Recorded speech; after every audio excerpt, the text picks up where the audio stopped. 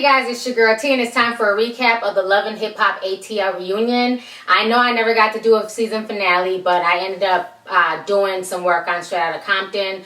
So I was busy and I didn't get to watch the show until like Wednesday, and by then I had to start getting ready to leave. So it's been nuts these last few weeks in LA, but I'm back in Minnesota. So I wanted to go ahead and do the recap of the reunion. So the reunion starts with Sommore. She is the host this time. And to me, she's a lot better host than Monique. And I don't know what it is, but for some reason when Sommore talks, she sounds like Momma Dee. Because at first I thought it was Momma Dee doing the dialogue, you know, talking over everybody. But then I realized it was Sommore. So it was really strange that her and Momma Dee have like a very similar voice.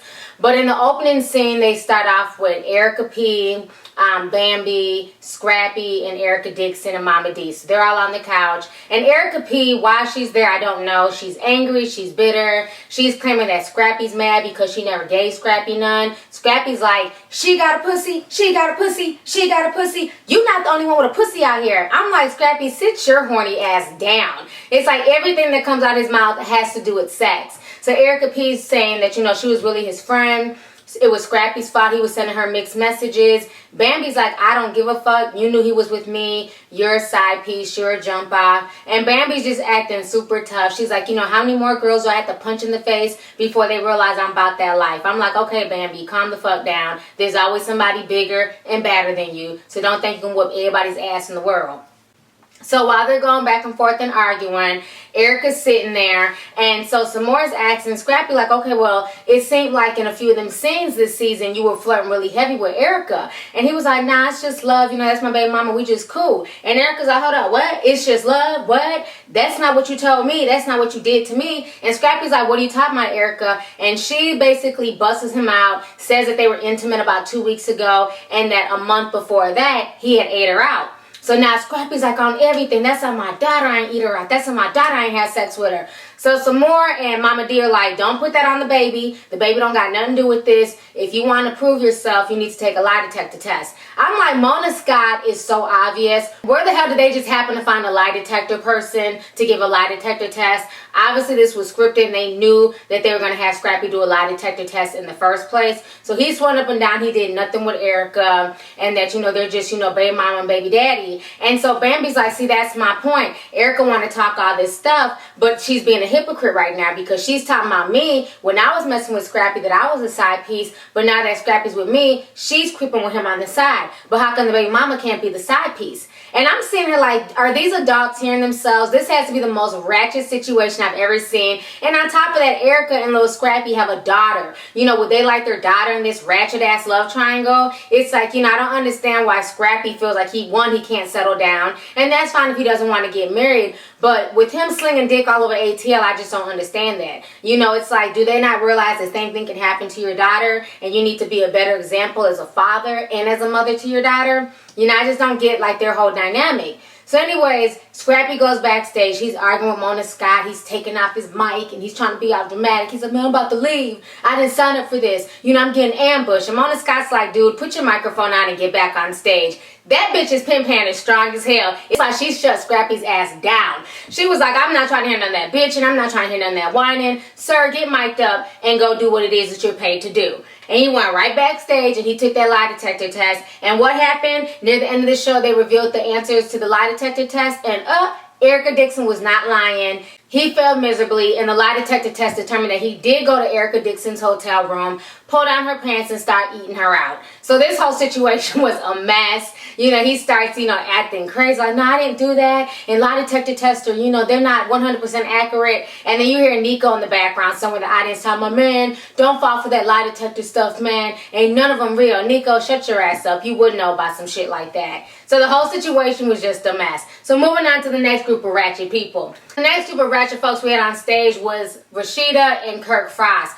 For some reason, I did not like Rashida's hair. I thought her weave was a little bit too thick and too heavy. Rashida has some beautiful natural hair. I don't know why she decided to wear that super thick ass wig, but it wasn't appealing. It didn't look right on her. She has such a pretty dainty face that she didn't need that heavy ass wig. So they're on there and they're basically telling the world what we already knew, that they're back together and that they're trying to work on their relationship. And Kirk is once again apologizing for his behavior on the show. And he's saying that the reason why he did the DNA test on baby Carter is because Rashida Rashida's mom led him to believe that the baby was Rashida's but not Kirk's, and Kirk said that he wanted to know indefinitely that that was his baby. Kirk, you could have looked at them big ass googly eyes and seen that that was your child. That baby's eyes look just like yours.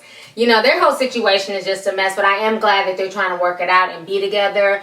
Hopefully they won't let this reality TV show break up their real marriage, because it seems like every time married couples go on reality TV, they end up getting a divorce a short time later.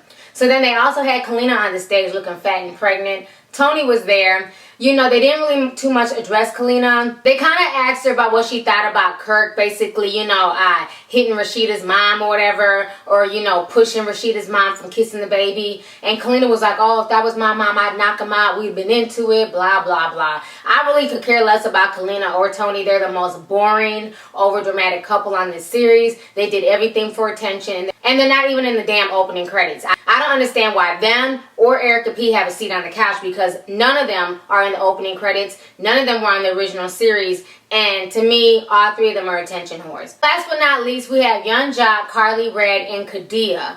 And basically, they're going back and forth. Young Jock proves what everybody already knows, that Karlie Red is a damn freak, and that, you know, he had been cheating with Kadia. Now, one thing I did like about young Jock is when Sommore tried to be slick and introduced Kadia as his side chick, young Jock checked and was like, no, Kadia, do not come out on that. You're my woman now. You're going to come out. You're going to dress her properly. So I kind of respected him for that. He kind of put her in check and was like, nah, you're not about to just make her some sideline, jump off, hoe, anything like that. That was my friend. We formed a relationship and now we're together. And Kadia came out there and basically was saying that, you know, she started off as his friend and they ended up falling for each other, and that she was screwing young Jock when, you know, he was with Karlie. Young Jock denies it, but I believe Kadia and I believe Karlie.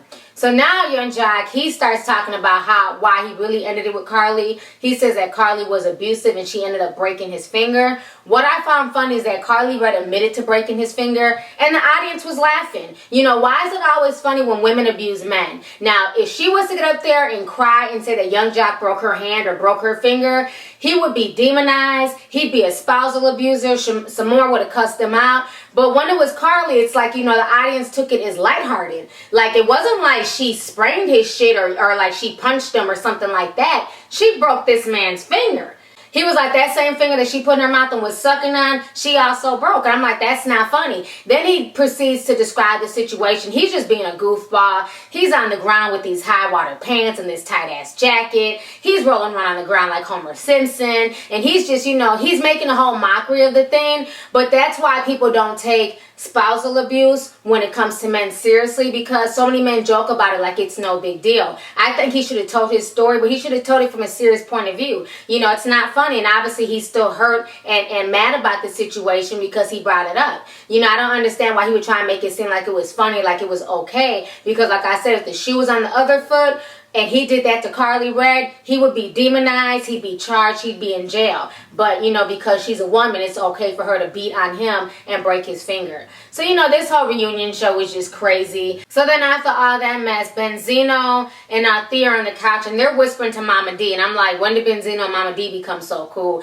And Benzino's making little slick comments about how Jocelyn's breath is hot and it's probably from all the cocaine she's been snorting. And like I told y'all in that video when the initial reunion fight leaked out, that I know that this woman is on something. She's either on coke or Molly's. You know, that video of her in the studio, you know, rapping and doing all that craziness just shows a peek of where Jocelyn's mentality is at and how she behaves when she's high. And I definitely believe that everything that went down on that stage and that's going to happen next week was because she was high out of her mind. So after Benzino makes that comment, they end up ending everything. We have to tune in next week to see how part 2 of the reunion is. They are really milking this shit. There's also going to be a part 3 and I will be tuning in. So this whole situation is crazy. I will be able to live tweet for part 2 because I'm in the Midwest, so I'll be able to watch it with you guys live and tweet my little heart out. So I can't wait. It's been a few weeks, like a month, since I've live tweeted because I've been in LA, but now that I'm back, I'll be able to live tweet this Monday. So I can't wait to see how this foolishness turns out on the part 2. So go ahead and leave a comment. Let me know your thoughts on this entire situation. What did you feel about part 1 of the reunion? What was your favorite part? What was the most ratchet part? And then how do you feel about little Scrappy failing his lie detector test? So go ahead and leave a comment. All right.